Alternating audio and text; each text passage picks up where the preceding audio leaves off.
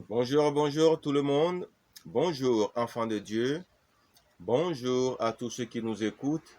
Bonjour à tous ceux qui ont envie d'écouter la parole de Dieu. Bonjour à tous ceux qui recherchent les désirs et volontés de Dieu à tous les niveaux pour s'en inspirer et tirer leur bénédiction de chaque serviteur de Dieu établi par Dieu. Bonjour au nom tout-puissant du Seigneur Jésus-Christ de Nazareth. Le Seigneur Jésus-Christ de Nazareth vous envoie son bonjour spécial. Alors, bien-aimés dans le Seigneur, je vais vous parler du fonctionnement du royaume de Dieu.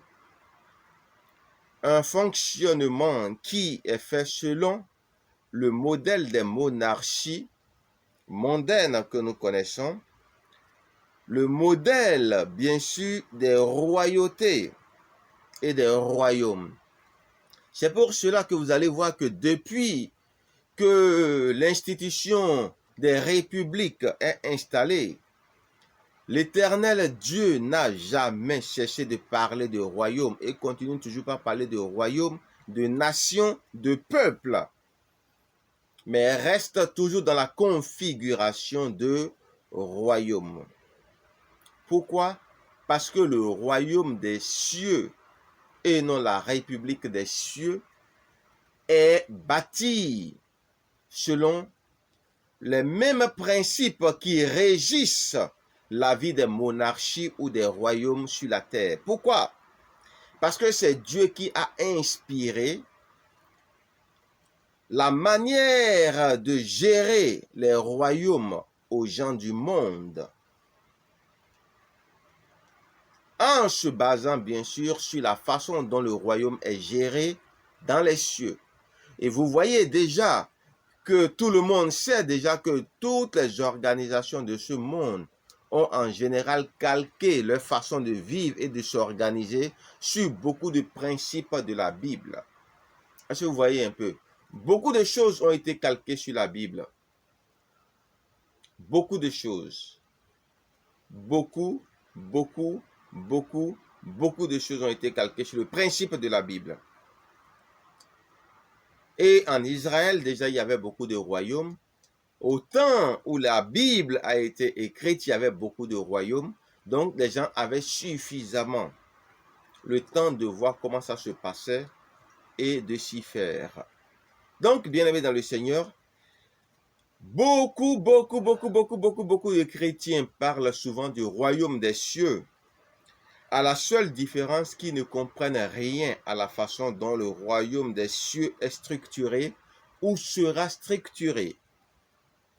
Comment la nation chrétienne, le royaume des cieux est régi, comment les choses vont se passer dans le royaume des cieux, beaucoup de chrétiens n'en savent rien. La seule chose qu'ils savent, c'est qu'ils disent qu'ils sont des princes et des princesses. Nous sommes des princes et des princesses parce que notre Père est le roi des rois, le Tout-Puissant, le Dieu glorieux. Laissez-moi vous dire, bien-aimés dans le Seigneur, que vous avez raison en partie, puisqu'on ne connaît qu'en partie, et que vous avez partiellement aussi tort. Normalement, tous les enfants de Dieu sont censés connaître comment fonctionne un royaume. Vous voyez? Mais bizarrement et tristement, beaucoup de chrétiens ne savent pas comment les choses se passent, ce qui leur donne de se comporter un peu avec condescendance vis-à-vis des serviteurs de Dieu, parce qu'en réalité, personne ne sait vraiment comment les choses se passent. La seule chose qu'ils savent, c'est qu'ils disent qu'ils sont sauvés parce qu'ils croient en Jésus-Christ, c'est ce qui n'est pas faux. Mais le tout, ce n'est pas d'être sauvé. Le tout n'est pas d'être sauvé. Même si le plus important, c'est d'être sauvé. Une âme de sauvé, et il y a fête dans les cieux. Le Seigneur Jésus se réjouit de ce qu'une âme est sauvée. Fête se lève de son trône de gloire et lui-même célèbre avec joie et des pleurs les âmes sauvées, parce qu'il se rappelle que son sacrifice propitiatoire n'est pas vain. Vous voyez, bien-aimés, mais ce n'est pas tout. Il est important que les chrétiens cherchent à savoir comment le royaume des cieux est organisé, comment le royaume des cieux est structuré, comment le royaume dans lequel ils vont vivre pour l'éternité est structuré ou sera structuré. Quelle est l'organisation? Quelle est la hiérarchie ou la hiérarchisation du royaume des cieux? C'est un sujet qui est très intéressant, mais en même temps qui va beaucoup un peu faire paniquer les gens. Vous voyez? D'entrée, je peux vous dire tout de suite que si vous voyez un peu les modèles de systèmes royaux, de monarchie sur la terre, vous pouvez déjà, si vous connaissez un peu très bien comment ça se passe en Angleterre, par exemple, en Arabie Saoudite, et dans quelques royaumes de la terre, ou en lisant la Bible, en voyant comment les royaumes qui ont été décrits dans la Bible ont vécu ou sont organisés, vous pouvez déjà avoir une petite idée de la manière dont le royaume des cieux sera organisé et est organisé. Est-ce que vous voyez? Je vous dis tout de suite que vous devez savoir que la foi dans le Seigneur Jésus-Christ de Nazareth n'est rien d'autre qu'un passeport pour devenir un citoyen céleste. La foi dans le Seigneur Jésus-Christ de Nazareth est un passeport qui vous permet de devenir citoyen céleste. C'est-à-dire quoi? De devenir enfant du royaume de Dieu. Je ne dis pas enfant de Dieu, mais je dis enfant du royaume de Dieu, c'est-à-dire sujet du roi des rois qui est Jésus-Christ de Nazareth, ou sujet des sujets du roi des rois qu'est Jésus-Christ de Nazareth, le Tout-Puissant, le Dieu de gloire. Je répète, quand vous croyez dans le Seigneur Jésus-Christ de Nazareth et que vous ne cessez de croire dans le Seigneur Jésus-Christ de Nazareth jusqu'à votre mort ou jusqu'à l'enlèvement selon ce qui est écrit, vous devenez un citoyen du royaume des cieux, un enfant du royaume des cieux. De la même manière que des gens ont suscité la citoyenneté britannique, c'est-à-dire anglaise, ou la citoyenneté française, c'est-à-dire un passeport français et une pièce d'identité française, une nationalité française.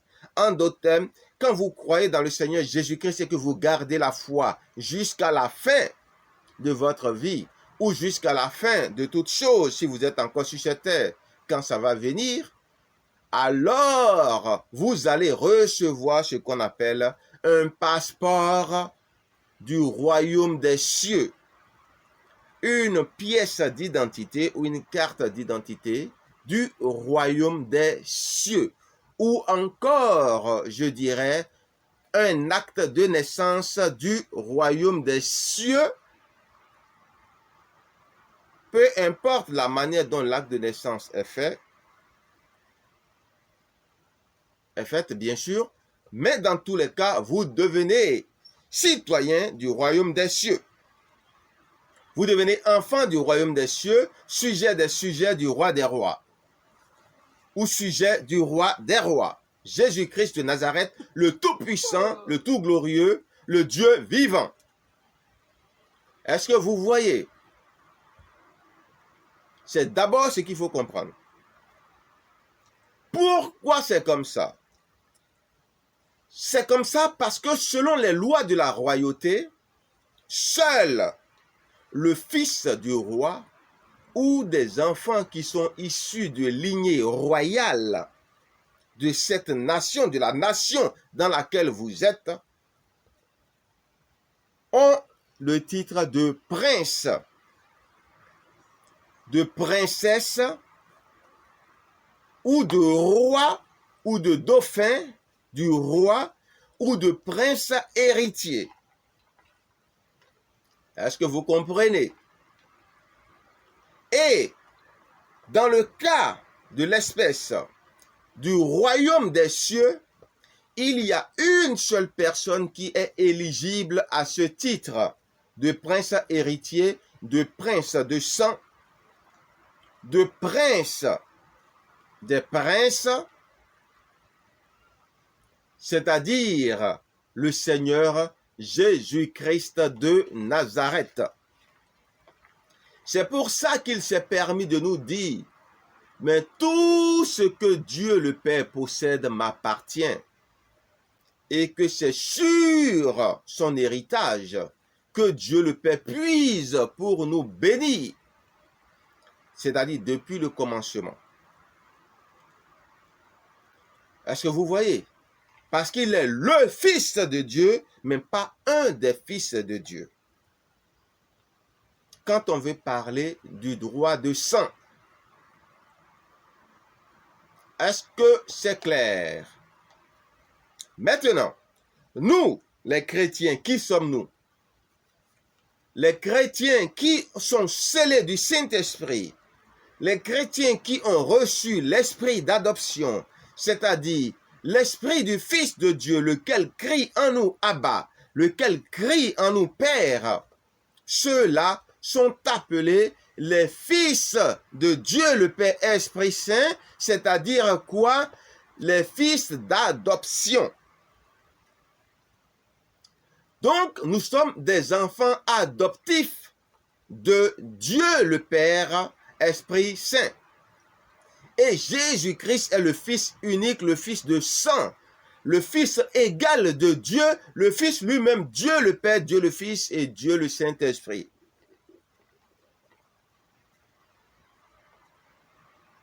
Est-ce que vous voyez? Donc, lui, il est d'office prince, roi des rois, parce qu'il est né pour ça. Il a dit à Hérode, je suis né pour ça. Je suis né pour régner. Est-ce que vous voyez? Et nous l'appelons le Seigneur des Seigneurs, le Roi des Rois.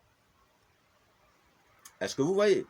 Si Jésus-Christ est le Seigneur des Seigneurs, c'est qu'en dehors de Jésus-Christ, il y a des seigneurs. Et ces seigneurs-là, je suis navré de vous le dire, ce ne sont pas les rois de cette terre, les grands de cette terre, mais ce sont certains serviteurs de Dieu que Dieu lui-même a élevés au titre et au rang souverain de Seigneur. Est-ce que vous comprenez? Et c'est par rapport à ces personnes-là, ces seigneurs, que Dieu lui-même a souverainement nommé, établi, choisi Seigneur, que Jésus-Christ, le prince, le vrai fils, l'unique fils, est Seigneur des seigneurs devant certains parmi les enfants adoptifs de Dieu qui sont établis par Dieu le Père aussi comme des seigneurs. Et comme Dieu lui-même, dans cette désignation, se désigne comme la puissance des puissances, le feu des feux, la lumière des lumières, le saint des saints, une façon de dire l'extrémité, le suprême, alors ils ont simplement choisi de dire roi des rois, seigneur des seigneurs, pour dire tout le reste de ce qu'on peut appeler seigneur derrière. Jésus-Christ est le Seigneur, donc le Seigneur suprême, le roi suprême. Est-ce que vous voyez? Donc, vous devez comprendre déjà que entre les seigneurs de la terre et le Seigneur Jésus-Christ, il y a une autre catégorie d'enfants de Dieu qu'on appelle aussi des seigneurs. Il y a une autre catégorie d'enfants de Dieu qu'on appelle aussi des princes et des princesses, ou des princesses, il y a aussi une autre catégorie des enfants de Dieu qu'on appelle des rois. Et il y a une autre catégorie des enfants de Dieu qu'on appelle les pères des nations. Et les reines mères ou les mères premières. Mais vous voyez, tout ça, on ne se lève pas pour s'improviser prince chez Dieu le Père, Esprit Saint. Même si on est un enfant adoptif de Dieu, on ne se lève pas pour s'improviser princesse chez Dieu parce que notre père adoptif est le roi des rois, ou notre premier-né frère est roi des rois, ou prince des princes, ou seigneur des seigneurs, ou père des pères des nations. Mais c'est Dieu le Père, selon ce que le Seigneur Jésus-Christ révélait et que beaucoup n'ont pas compris, qui désigne souverainement qui est qui et qui fait quoi dans le royaume des cieux. Selon que le Seigneur Jésus-Christ nous disait, c'est Dieu seul qui est souverain pour décider qui peut s'asseoir à sa droite et à sa gauche dans son règne. C'est de la même manière qu'au niveau de tous ceux qui sont scellés du Saint-Esprit de gloire.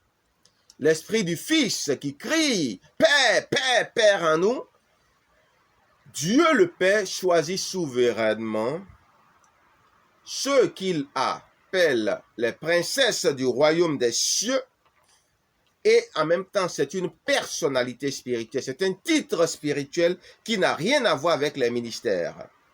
Mais c'est un titre qui est lié à l'organisation du royaume des cieux.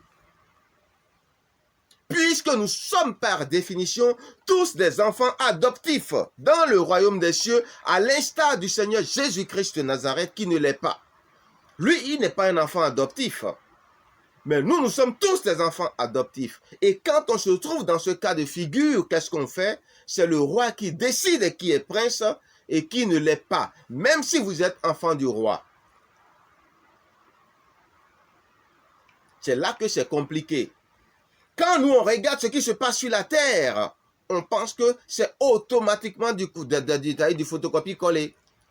Donc, parce que nous sommes enfants adoptifs de Dieu le Père, automatiquement, nous sommes princes parce que Dieu le Père est roi. Sur cette terre, ça peut marcher comme ça. Et même sur cette terre, je vous dis que ça ne fonctionne pas comme ça. Sur cette terre, quand tu es un fils adoptif, seul le roi peut décider de te conserver le titre de prince ou de te décharger ou de révoquer le titre de prince, ou de ne même pas t'accorder le titre de prince, puisque c'est un titre nominatif. C'est ce qui s'est passé avec Moïse, quand il a été découvert que Moïse n'était pas le fils d'une princesse légitime, et qu'il était un enfant adoptif dans la cour du Pharaon. Et quand ce cas s'est posé, il fallait décider si Moïse était digne du titre de prince ou si Moïse devait être déchu de son titre de prince. Et les événements ont montré qu'il a été déchu de son titre de prince dès qu'il a été reconnu que Moïse ne faisait pas partie de la lignée royale, c'est-à-dire de sang. Vous voyez un peu? Et nous savons que Pharaon aurait bien voulu que ce soit Moïse qui règne, parce qu'il allait être un bon empereur. Mais malheureusement, les choses se sont passées de telle façon que ça n'a plus été le cas. Donc, vous lisez la Bible, mais soyez attentifs. Soyez attentifs.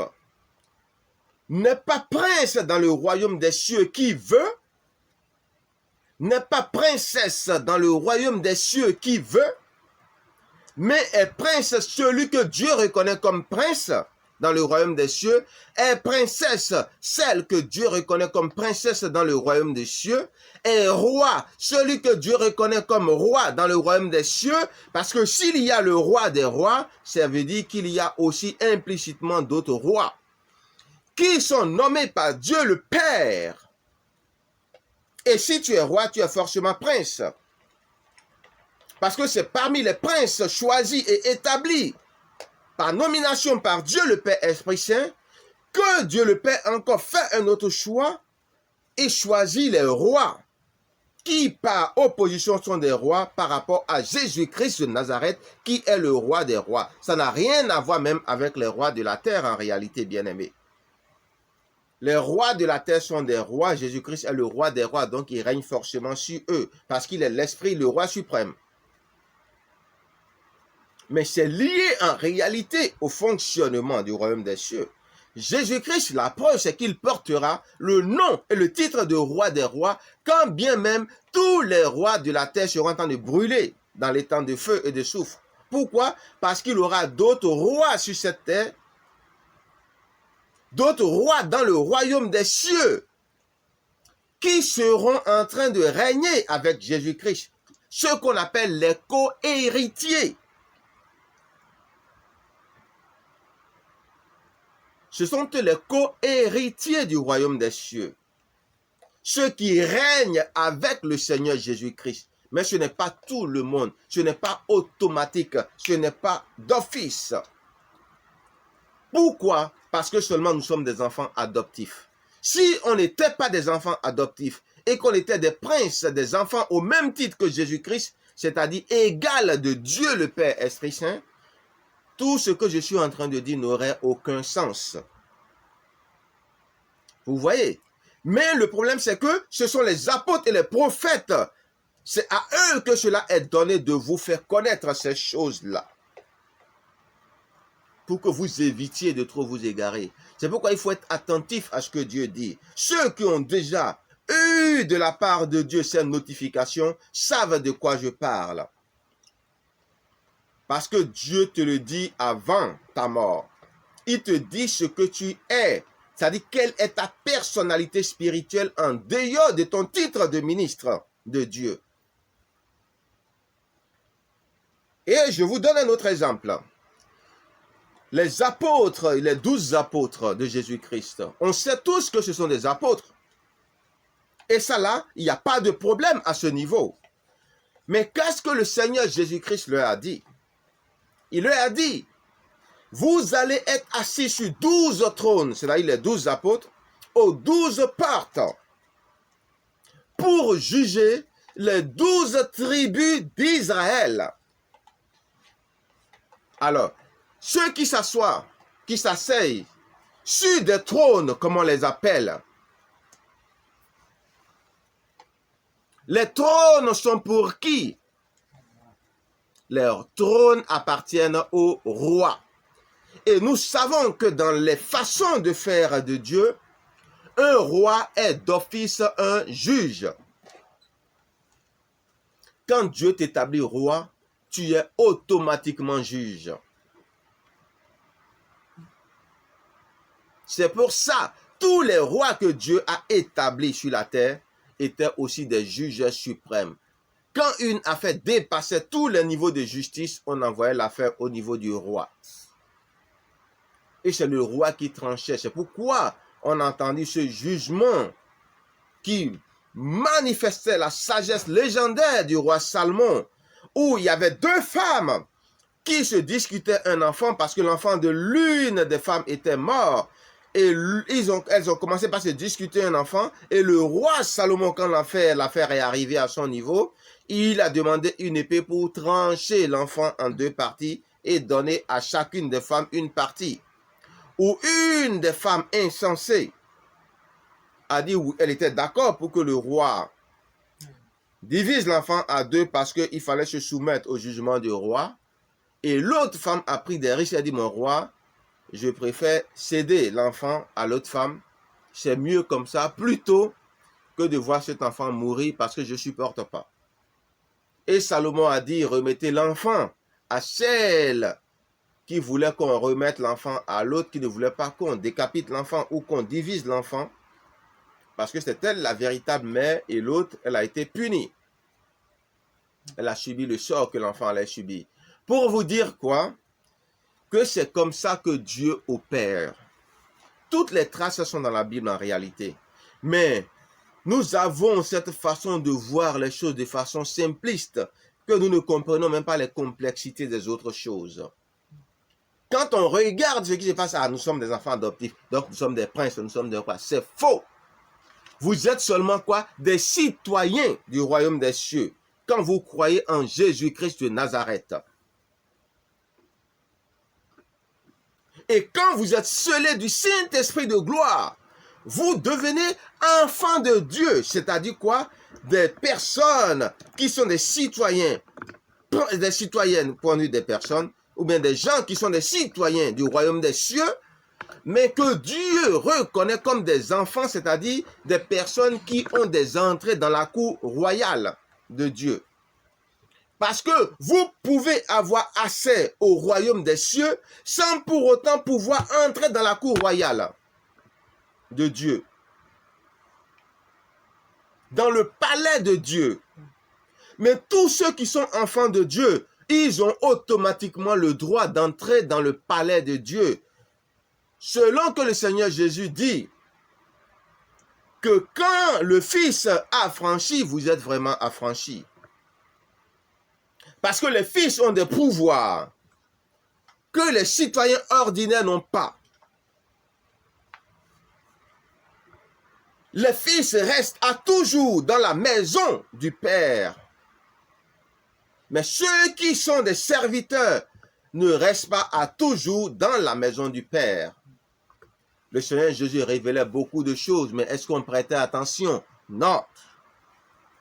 Donc, quand vous êtes enfant de Dieu, scellé du Saint-Esprit de gloire, automatiquement, vous devenez quoi? Un enfant adoptif de Dieu, donc une personne qui est non seulement est citoyenne du royaume des cieux, mais qui a aussi des entrées dans le palais royal, c'est-à-dire qui a sa demeure dans le palais royal. Parce que vous êtes enfant de Dieu. Même si vous n'êtes pas prince, vous devenez de hauts fonctionnaires du royaume des cieux. Est-ce que vous voyez?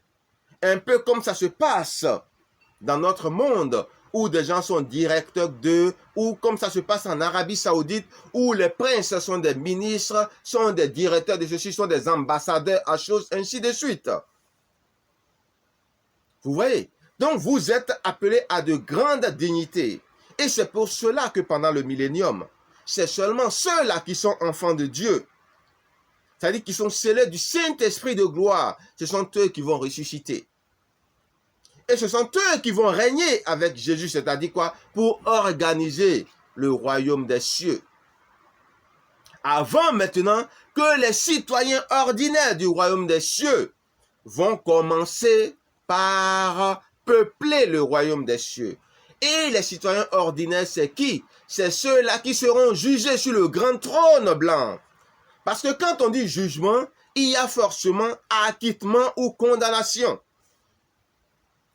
Si Dieu veut juger, alors que déjà tous ceux que Dieu veut juger sont d'office condamnés, alors il est un hypocrite.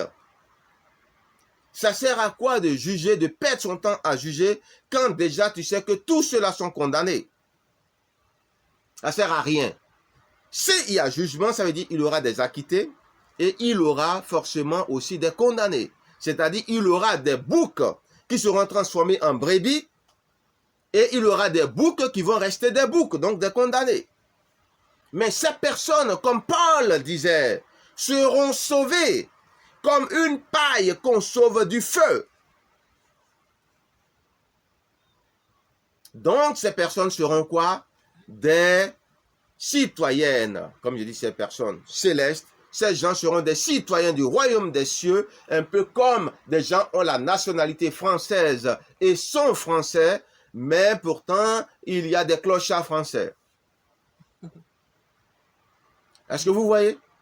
Ils ne seront pas seulement en train de rôtir en enfer, mais Ils seront comme tout ce qu'on voit un peu dans la société actuelle. Vous voyez? Et c'est pourquoi Dieu dit que celui qui est malin, bien sûr, il doit faire preuve de générosité sur cette terre, afin que si éventuellement la personne envers qui il a été généreux avait une grande dignité dans le royaume des cieux, qu'il puisse profiter de cette dignité-là et se faire aussi une place au soleil.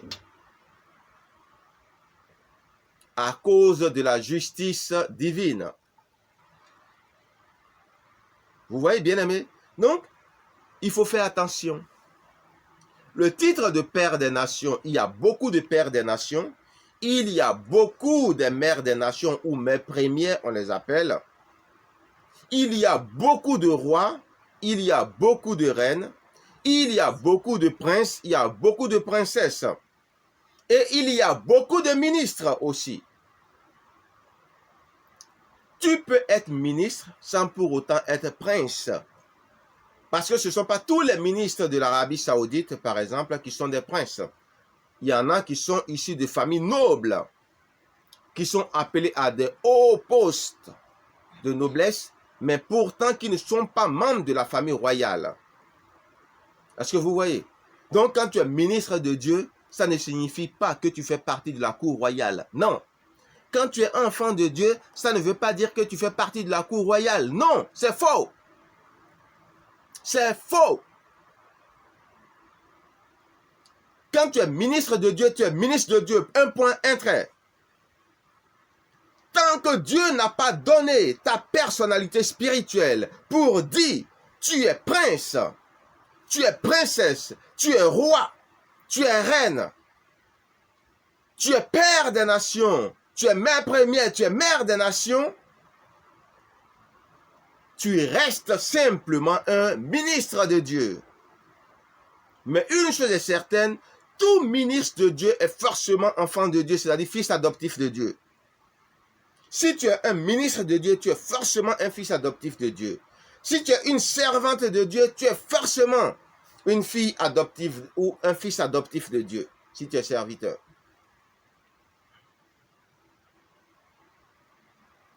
Mais ça ne veut pas dire que tu as des accès dans la cour royale.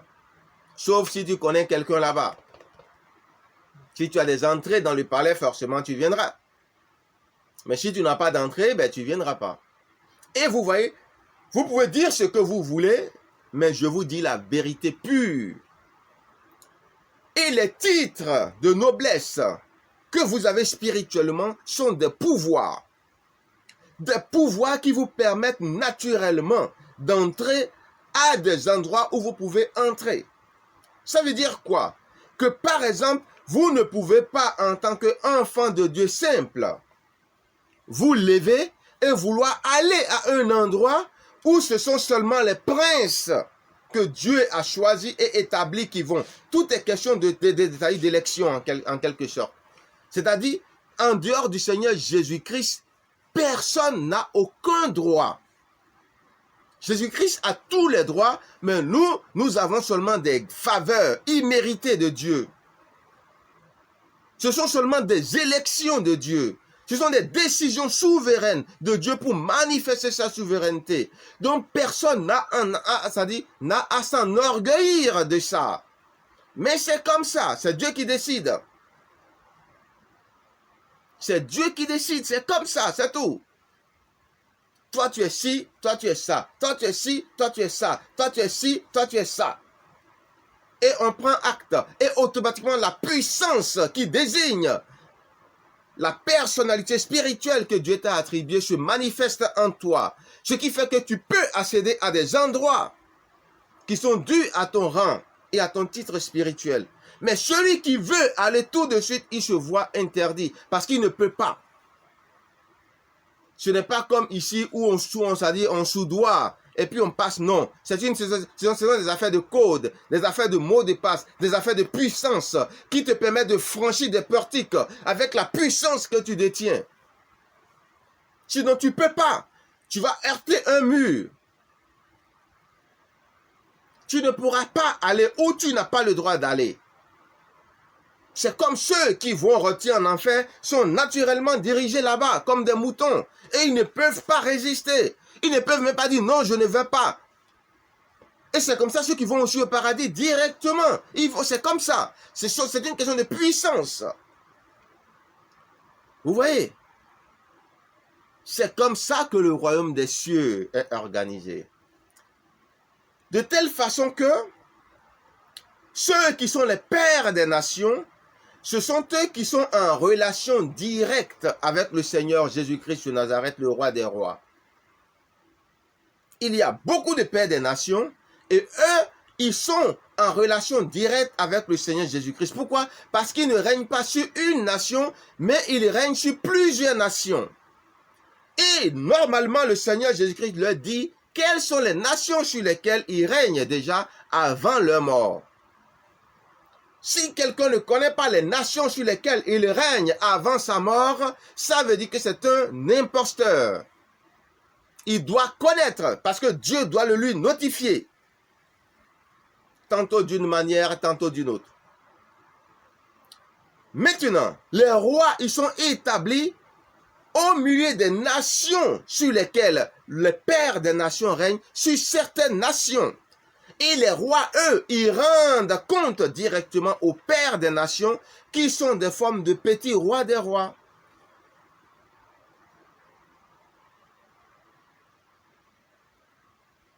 Ou de petits grands rois. Et ce sont les pères des nations maintenant qui rendent, comme on parle par exemple de l'assemblée. On parle de l'assemblée des rois, l'assemblée des pères des nations, l'assemblée des princes et des princesses, l'assemblée des ministres de Dieu, l'assemblée des serviteurs de Dieu, et l'assemblée maintenant des enfants de Dieu, et l'assemblée des citoyens du royaume des cieux. Ce sont des cercles. Et chacun rend compte à son supérieur hiérarchique, établi par Dieu, et non pas mérite, mais par grâce. Et c'est comme ça que les informations montent au Seigneur Jésus-Christ, même s'il sait tout ce qui se passe. C'est pourquoi souvent, il aime qu'on lui dise les choses, même s'il est partout, il voit tout, et il entend tout. C'est comme ça que ça fonctionne, l'organisation du royaume des cieux, bien-aimés dans le Seigneur. Pour ceux qui ont envie de savoir, voilà un peu ce que je peux vous dire à ce sujet. C'est comme ça que le royaume des cieux fonctionne. Et au ciel, actuellement, c'est un peu de cette façon aussi que les choses fonctionnent. Au niveau des anges qui vivent au ciel, il y a aussi des hiérarchies. Et c'est comme ça que les informations montent jusqu'à ce que ça arrive au niveau des anges qui sont autour du trône de Dieu. Et ceux qui sont plus proches de Dieu sont les plus gradés des anges. Je n'ai pas besoin de vous dire les noms, vous connaissez très bien la hiérarchie angélique. Tout est question d'ordre dans le royaume des cieux. Vous voyez, bien qu'ils sont tous des anges, mais Dieu souverainement a élevé certains anges en dignité plus que d'autres, ainsi de suite, de telle façon qu'il y a une chaîne d'information, une chaîne de commandement, jusqu'à que l'information arrive à lui. Ce qui fait qu'il y a des anges puissants qui peuvent intercéder pour des gens, afin que Dieu fasse grâce.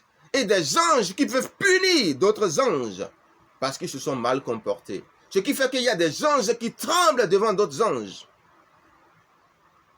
à cause de leur côté redoutable. Et c'est comme ça que Satan était une terreur dans le royaume des cieux. Il terrorisait, il tuait ceux qui s'opposaient à son autorité, ceux qui contestaient ses injustices. C'est pourquoi le Seigneur Jésus-Christ a dit que Satan était un menteur et un meurtrier dès le commencement. Le commencement, c'est depuis sa création. Il était déjà meurtrier, il tuait déjà. Et il trouvait toujours des arguments pour justifier ses comportements. Et Dieu ne faisait rien parce qu'effectivement, c'était un des principaux chefs. Mais Dieu lui donnait des conseils sur la manière de gérer ses frères, sur la manière de se comporter d'un chef poli, tranchant. Il ne doit pas outrager les plus faibles, mais il doit seulement punir les injustes. Comme nous-mêmes, il nous le dit en tant que responsable ou leader spirituel. Mais Satan n'était pas d'accord avec Dieu. Parce que les gens devaient trembler à son passage. Les gens devaient se prosterner à son passage. Quand Satan parle une fois, il ne devait pas parler deux fois avant qu'il soit obéi. Et ça, Dieu trouvait que ça s'entendait, mais ce n'était pas normal et ce n'est pas comme ça qu'on fait les choses. Et c'est pourquoi Satan trouvait que Dieu est faible et que Dieu n'est pas un bon régent et qu'on ne peut pas, c'est-à-dire faire avancer une nation avec une telle faiblesse. D'où le coup d'état que Satan a monté avec un tiers des anges contre Dieu dans le but d'usurper son trône. D'où cette pensée célèbre. L'iniquité est montée dans ton cœur où tu te dis je vais m'asseoir au-dessus du trône du Très-Haut. Dieu m'a fait vivre cette séquence, cette séance. Je sais de quoi je parle. Et quand il voulait m'apprendre que c'était la parole qui était la meilleure des délivrances, il m'a aussi fait un enseignement télévisuel où il m'a permis de confronter Satan. Et c'est avec des paroles de son humiliation, de l'échec de son coup d'état que Satan a été vaincu. Donc je sais de quoi je parle. Et ça a été encore renotifié par prophétie encore, pour montrer que ce n'était pas une folie. Est-ce que vous voyez un peu, bien-aimés? C'est comme ça que ça fonctionne. Donc, ne vous trompez pas. Commencez par réaliser réellement comment les choses fonctionnent et comment les choses seront. Et que chacun commence déjà par ajuster son comportement, par changer son fusil d'épaule, par avoir l'humilité qui est nécessaire à son statut, afin d'être mieux béni par Dieu.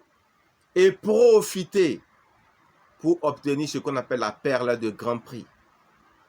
C'est-à-dire une bonne position. Quand on est averti, on dit un homme averti en vaut 1000. Vous voici averti. C'est pourquoi un enfant de Dieu ne peut pas dire « je suis enfant de Dieu, donc c'est bon ». Non, il faut travailler dur. Pourquoi? Parce que le titre d'enfant de Dieu, ce n'est pas ça qui remplit tes banques dans le royaume des cieux ou qui crédite tes banques dans le royaume des cieux. Tu vas vivre comment pour l'éternité? Comme quoi? Un bohémien? Tu vas vivre comment? Comme un SDF dans le royaume des cieux? Si tu n'as rien, tu vas vivre de mendicité? Tu vivras comment?